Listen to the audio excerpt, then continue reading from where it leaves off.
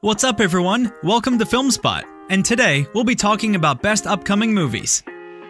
Zendaya plays Lola Bunny in Space Jam: A New Legacy. LeBron James has long been thought to be the perfect choice to follow in Michael Jordan's shoes and reboot Space Jam for a new generation. Warner Brothers and LeBron finally got the new Space Jam movie off the ground in recent years, but it is not a true sequel or reboot of the original. In fact, all signs point to Space Jam: A New Legacy holding several differences from the 1996 childhood favorite film. It will still see a current NBA star team up with the Looney Tunes, but the setting and plot are very different. A new report from Entertainment Weekly reveals Zendaya will voice Lola Bunny in Space Jam: A New Legacy.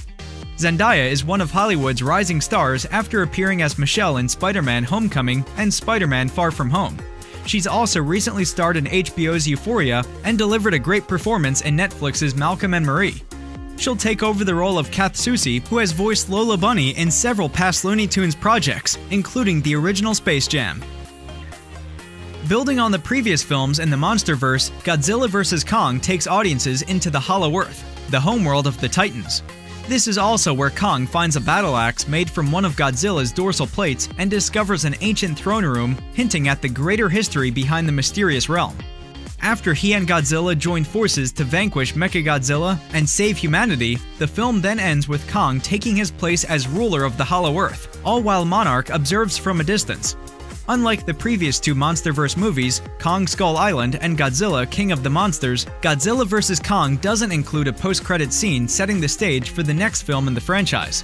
The director Adam Wingard did go ahead and let us know that he did film a post-credit scene for the movie that he removed. He said that, "We kind of just sacrificed our post-credit scene.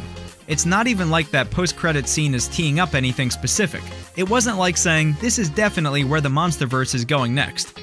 Although Warner Brothers has yet to announce whether it plans to continue the MonsterVerse or not, audiences are already pushing for a Godzilla vs. Kong sequel by making the hashtag #ContinueTheMonsterVerse trend online, following the movie's bigger-than-expected box office opening.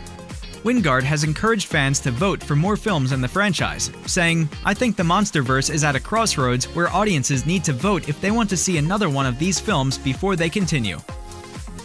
Chris Hemsworth is the strongest he's been playing the God of Thunder in Thor: Love and Thunder. After Avengers Endgame, half of the original Avengers have retired from active duty, only leaving Hawkeye, Smart Hulk, and Thor as the remaining heroes in the MCU. However, the Asgardian prince is the only one among them to be granted a fourth standalone film. The actor can't speak much about what to expect from the upcoming blockbuster, but he reveals in a new interview with The Telegraph that he's been the fittest and strongest he's been in his years playing the God of Thunder. He adds that this is very important as he goes through rigorous filming for Thor: Love and Thunder in Australia. The last time Thor was seen in the MCU, he still has all the weight he gained in the 5 years since his failure to stop Thanos' snap in Avengers: Infinity War. It's unclear how long it has been between then and the events of Thor: Love and Thunder, but based on the set images that have emerged thus far from the new film, the God of Thunder appeared to be back in his superhero shape. In the last few months, we've been seeing Jaume Collet-Serra's Black Adam slowly get closer and closer to reality. While the production was taken off from Warner Brothers' release schedule back in October 2020, the project has been putting together an outstanding cast as it has worked its way towards the start of principal photography, having Dwayne Johnson and Noah Centineo joined by Aldous Hodge, Quintessa Swindell, and Pierce Brosnan. We finally know when we are actually going to see the film, thanks to a new video posted by The Rock himself. Get ready for Black Adam on July 29, 2022. Mortal Kombat, the adaptation of popular video game, has been delayed a week. The Warner Brothers fantasy action film was originally scheduled for April 16th and is instead coming out on April 23rd. It will premiere both in movie theaters and on HBO Max.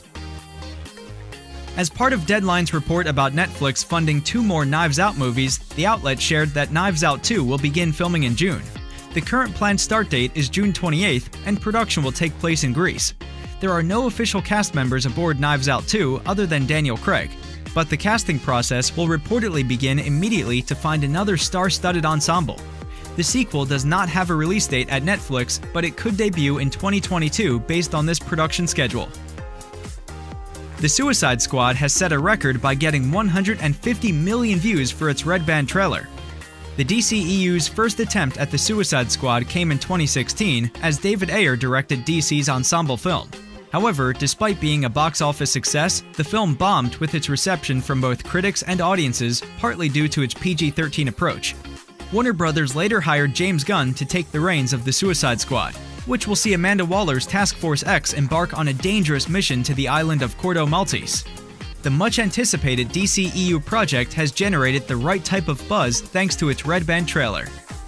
Gunn took to Twitter to make the announcement the Red Band trailer for his The Suicide Squad has set a new record for most views of a Red Band trailer in a week, as the director revealed his film's trailer had over 150 million views worldwide.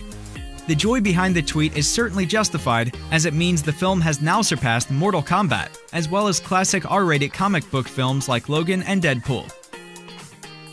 Resident Evil: Welcome to Raccoon City has been pushed back to November 24, 2021.